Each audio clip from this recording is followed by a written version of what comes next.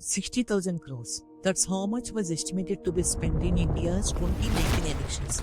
And in 2024, the estimated number have crossed 1.35 lakh crores. That Hawala money is being pumped into the Bihar fight.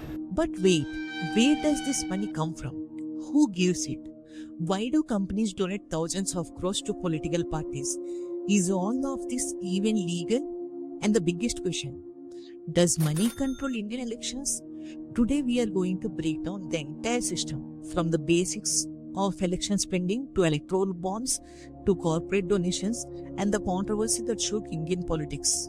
By the end of this video, you will understand a system that most people have heard about, but very few actually understand. Why election cost so much? India is the world's largest democracy. Imagine conducting elections for nearly 1 billion voters. Lack of polling booths, thousands of candidates across hundreds of districts. Running elections itself cost a huge amount. The government spends money on security forces, EVM missions, polling staff, transportation, election management. But that's only one part. The real money is spent by the political parties and candidates. They spend on rallies, giant road shows, TV advertisement, social media campaigns, helicopters, campaign vehicles, banners, workers, digital marketing, data analytics, and much more. According to estimates, 2014 elections cost around $30,000. 2019 elections cost around $60,000, double. And 2024 elections may have crossed 1.35 lakh crore. That makes Indian elections among the most expensive in the world. Now you might ask, can politicians spend unlimited amount? The answer is yes and no. In India, individual candidates do have spending limits. For Lok Sabha elections, candidates can officially spend around 75 lakhs to 95 lakhs depending upon the state. But here is the twist. These limits apply mainly to the candidate, not fully to the political party. So while a candidate officially spends within limits, the political party can separately spend crores on advertisement, national campaigns, rallies, star campaigners, social media promotions. And this is one of the biggest reasons why total election spending becomes enormous. So, where does all this money come from? Mainly from three places. The first one is the political donations. Rich individuals and companies donate money to parties.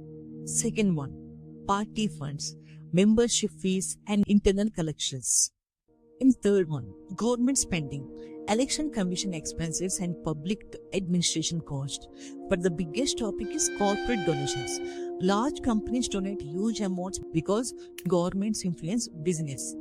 Government controls contracts, infrastructure projects, taxes, licenses, mining rights, land approvals, regulations. So companies often donate to build relationship, gain access, reduce business risks, or support parties they believe will remain powerful. This does not automatically mean corruption, but critics say massive donations can create political influence. Before 2018, political fundings worked differently. A lot of money come through cash donations, checks, bank transfers, electoral trusts. The biggest criticism back then was black money. Many believed huge amounts of unaccounted cash were entering politics. To solve this problem, the government introduced something called electoral bonds.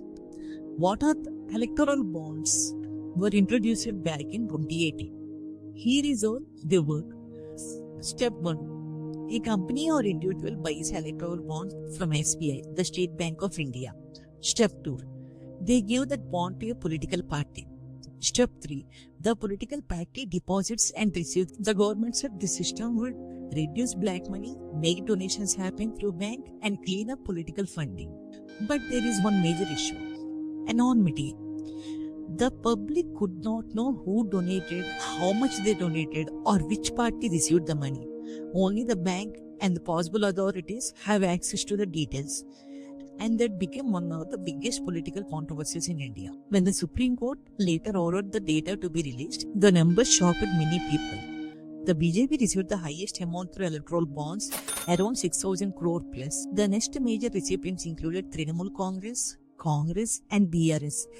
Some companies donated hundreds of crores to the BJP. I'll give the list of companies who donated to the BJP. This raises serious questions. Why are companies donating so much money to political parties? Do they expect policy benefits later? Can ordinary citizens compete against this level of financial power? In 2024, the Supreme Court struck down the electoral bond scheme. The court said voters have the right to know who funds political parties. According to the judgment, anonymous political funding reduces transparency and may influence democracy unfairly. After the verdict, the scheme was stopped and the donor data became public. This completely changed the political funding debate in India. Elections are the heart of democracy, but modern elections are not about money, influence, strategy, and power. Some people believe political donations are necessary for democracy to function. Others believe excessive money can slowly influence the system itself. The real question is not whether elections need money. The real question is how much transparency should democracy have? And should voters know who funds the people asking for their vote? What do you think? Should the government limit the usage of the amount for the entire election process? Comment your opinion below. If you find out this video is informative, please like and share to your friends such that they also know about what the amount of the money is spent during elections.